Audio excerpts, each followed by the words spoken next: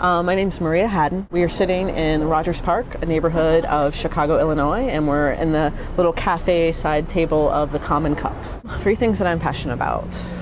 First would definitely be people, in that general sense of humanity, art, and progressive change. Most recently, there's a project that I'm working with called the Art Patch Project.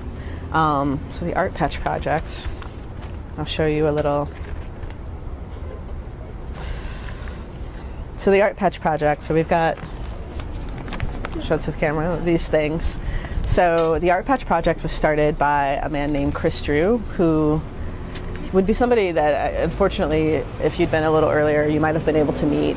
He passed away about 3 weeks ago. So he's a longtime free speech activist, and for the last 20 years has been teaching anyone who wants to come to his workshops. He did these free workshops where he taught people how to make silkscreen prints and also make these patches to get the word out about their movement or what it might be. So he devoted his kind of late life to this. Was arrested frequently by police in Chicago for making art in public spaces. So this was kind of his big deal. So in 2010, I believe, he was arrested in the city of Chicago and arrested for being in a public space without a vendor's license and selling patches, so on a minor charge. But he had video recorded, or he had audio recorded his arrest. He was charged with the felony under this eavesdropping law, which eventually was overturned, ruled unconstitutional, and completely changed actually just this year. So it made a significant impact on kind of protesting and freedom of speech rights here in Chicago.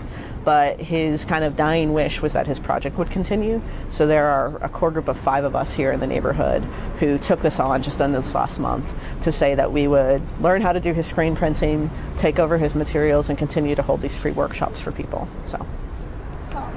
And now, if you could share with us an influential event in your life that you think has maybe gotten you to this moment or where you are at right now. A couple of big influential events, and one is easier than the other. Definitely my involvement at an early age with the Interfaith Center for Peace and working as a peer mediator.